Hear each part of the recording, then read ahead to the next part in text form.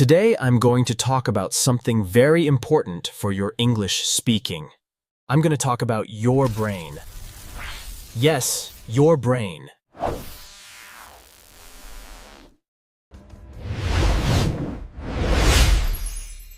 Because real English speaking does not start in your mouth. Fluency does not start in your mouth. It starts in your mind. Many English learners know a lot of words.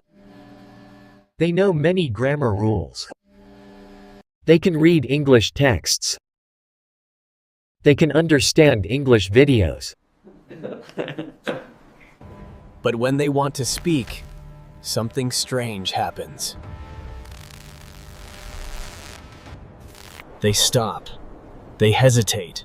They become silent. They feel that their brain is slow. They feel that English is locked inside their head. If this sounds familiar, you are not alone. And the good news is this: the problem is not your intelligence. The problem is not your memory. The problem is not even your vocabulary.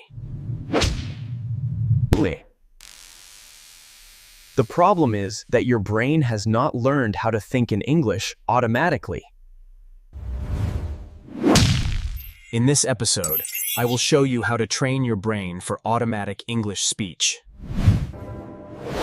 That means speaking English without translating in your head. That means speaking English without panic. That means speaking English more naturally and more smoothly. We will talk about 4 powerful ideas. We will talk about inner speech, speech inside your head. We will talk about narration. We will talk about mental rehearsal. Rehearsal means practice.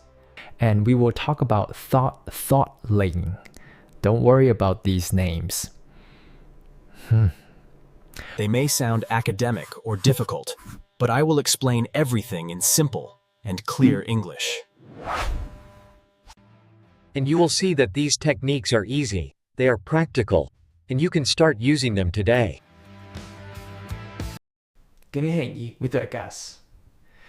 So let's begin with something very simple. Let me ask you a question. When you are alone, do you talk to yourself? Maybe not loudly, but inside your mind. Do you sometimes say things like, "I'm tired," or "I need to hurry," or "What should I eat today?" This is called inner speech. Inner speech means the voice inside your head. It is the language you use when you think. Many people think in their first language. If your first language is Russian, you probably think in Russian. If your first language is Spanish, you probably think in Spanish. If your first language is Portuguese, you probably think in Portuguese. This is natural, but here's the problem. If you always think in your first language, then when you want to speak English, you must translate. You first think in Spanish, then you translate to English. This creates stress, and this breaks fluency. Automatic English speech happens when your inner speech becomes English. That means when the voice inside your head slowly changes from your first language to English, and this does not happen in one day, it is a process. It takes time, but it is a very powerful process. Now, let me give you a simple example. Imagine you wake up in the morning, you look at the clock, it is 7 o'clock. You usually think something like, "Oh no, I'm late!" And you do this in your own language. Now try to say this in English inside your head. Say, "Oh no, I'm late!" Do not say it out loud. Just say it silently. This is already training your inner speech. When you make coffee, instead of thinking in your language, try to think in English. You can say inside your mind, "I am making coffee," or "the water is hot," or I need more sugar. These are very small sentences, very simple sentences, but they are extremely powerful. Why? Because your brain is learning to connect real life with English directly, not through translation, but through experience. When you think in English during daily activities, your brain slowly builds new paths. These paths help English become more automatic. At first, this feels strange. Your brain may feel tired. You may forget words. You may go back to your language. This is normal. Do not fight it. Just gently return to English. You do not need to be perfect. You do not need long sentences. You just need simple English thoughts. Now let's talk about something closely connected to inner speech. This is narration. Narration means telling a story. But here it means telling the story of your own life in English. You can narrate what you are doing. You can narrate what you are seeing. You can narrate what you are planning. For example, imagine you are walking in the street. You can say in your mind, I'm walking to the bus stop. The street is busy today. I can hear cars, I can see people. This is narration. You are describing your world in English. You are turning your life into an English story. This is one of the strongest ways to train your brain for automatic English speech. Why? Not because you are using English for meaning, not for exercise. You are not doing a grammar test. You are not filling gaps. You are using English to understand and describe your reality. This makes your brain love English more because the brain loves meaning. The brain loves real use. Let me tell you something important. You do not need a partner for this. And you do not need a teacher. You do not need a classroom. You only need your life. Your life is your best English textbook. When you cook, narrate in English. When you clean, narrate in English. When you travel, narrate in English. When you feel happy or tired or angry, narrate in English. For example, you can say, I feel tired today, but I need to work. Or, this music is relaxing. Or, I am worried about tomorrow. Slowly, your brain stops seeing English as a school subject. It starts seeing English as a thinking tool. This is the moment when automatic speech begins. Now let's connect this to speaking. Many learners say, I understand English, but I cannot speak. Very often, this is because they do not think in English. If you think in English, speaking becomes easier.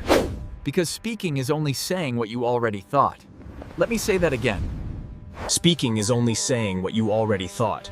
So inner speech and narration are not only for thinking, they are direct training for speaking.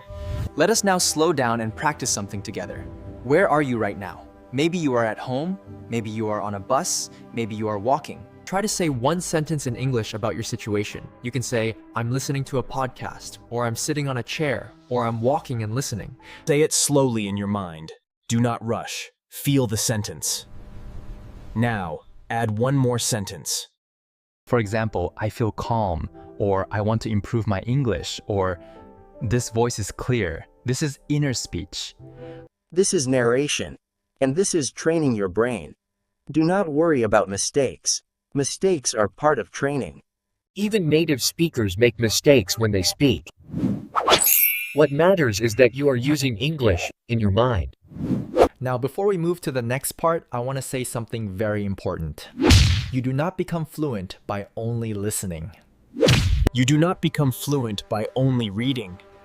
You become fluent when your brain starts using English automatically. Inner speech and narration are like bridges. They connect understanding to speaking. Okay, now we will move to another powerful idea. This idea is called mental rehearsal. Mental rehearsal means practicing something in your mind before doing it in real life. Athletes use mental rehearsal, musicians use mental rehearsal, and language learners can use mental rehearsal too. Let me explain this with a simple example. Imagine that tomorrow you want to speak English with someone, maybe with a colleague, maybe with a friend, maybe in a shop or in a cafe. Very often, learners feel nervous before speaking.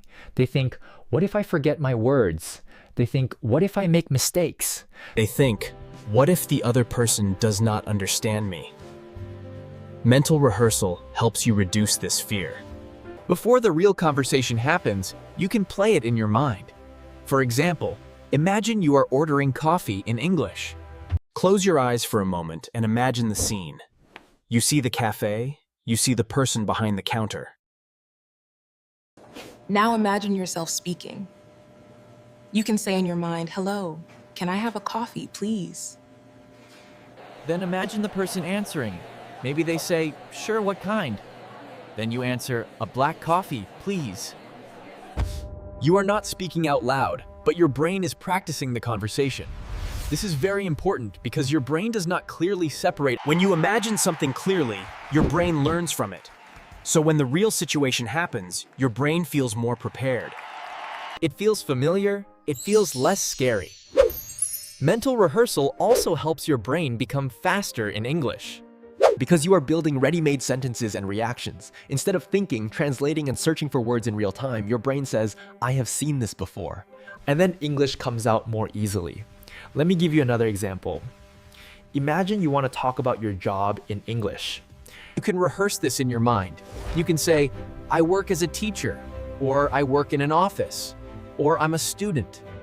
Then you can imagine someone asking, what do you do exactly? And you answer, I teach English, or I work with computers, or I study engineering. You can repeat this mental conversation many times. Each time it becomes smoother. Each time your brain becomes more comfortable with English. This is like practicing a song before singing it on stage. Mental rehearsal is especially powerful because you can do it anywhere. You can do it on the bus. You can do it before sleep. You can do it while walking.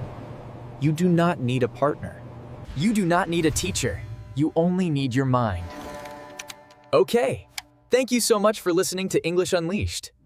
If you enjoyed this episode, and if you want more episodes like this, let me know. And remember, do not only learn English, train your brain to live in English. Until next time, keep thinking, keep speaking, and keep unleashing your English. Bye for now.